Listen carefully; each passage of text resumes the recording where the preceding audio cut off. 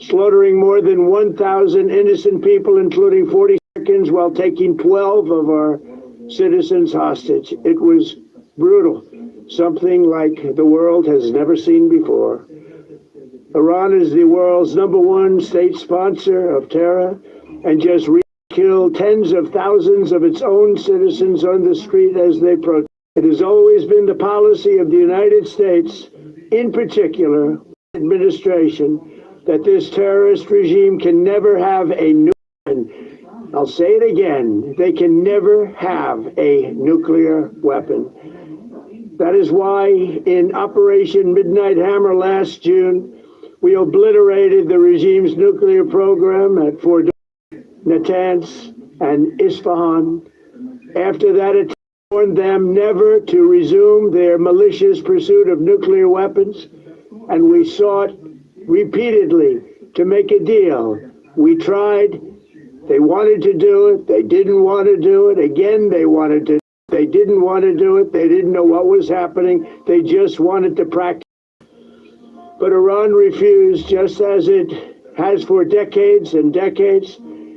They rejected every opportunity to renounce their nuclear ambitions, and we can't take it anymore.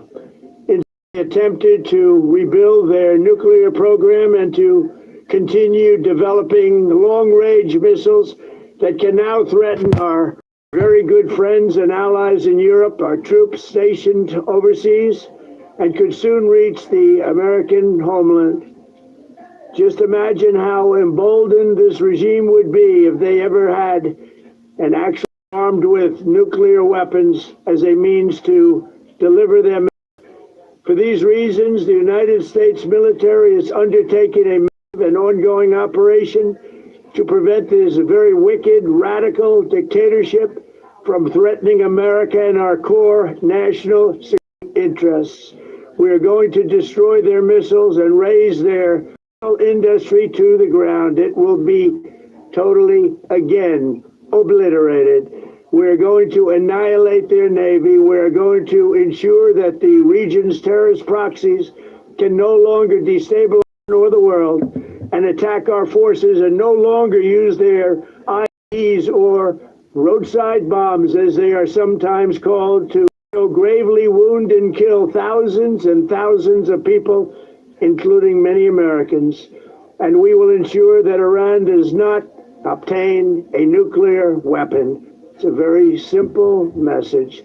They will never have a nuclear weapon. This regime will soon. No one should challenge the strength and might of the United States armies. I built and rebuilt our military in my first administration, and there is no military on earth even close to its power, strength, or sophistication. My administration has taken every possible step to minimize the risk to U.S. personnel in the region. Even so, and I do not make this statement lightly, the Iranian regime seeks to kill. The lives of courageous American heroes may be lost, and we may have casualties that often happen in war.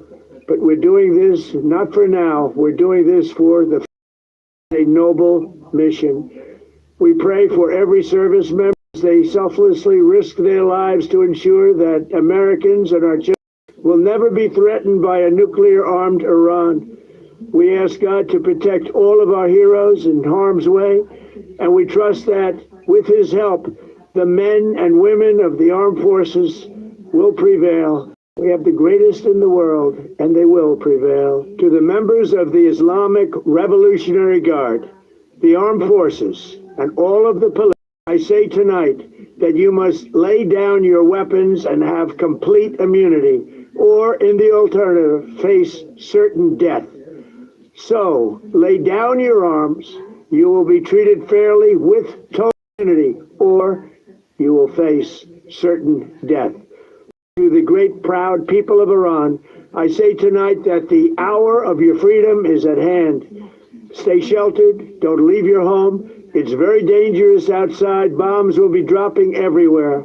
When we are finished, take over the government. It will be yours to take. This will be probably your only chance for generations. For many years, you have asked for America's help, but you never got it. No president was willing to do what I am willing to do tonight. Now you have a president who is giving you what you want. So let's see how you respond. America is backing you with overwhelming strength and devastating force. Now is the time to seize control of your destiny and to unleash the prosperous and glorious that is close within your reach. This is the moment for action. Do not let it pass. May God bless the brave men and women of the armed forces. May God bless the United States of America. May God bless you all. Thank you.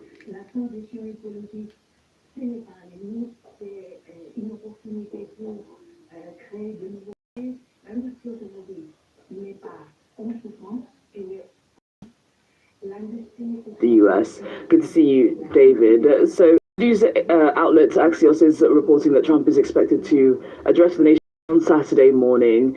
In light of some of the news that we've been getting about attacks on what appears to be US bases across the Middle East, what are we expecting him to say?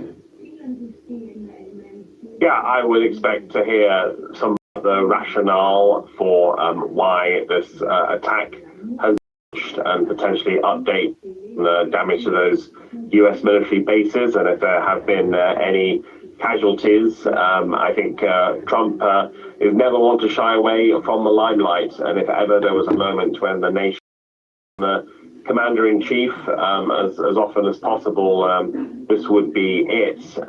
He was rather quiet, the rationale for this war in recent weeks. We saw that huge military build-up in the region, but the news agenda has been dominated by other topics.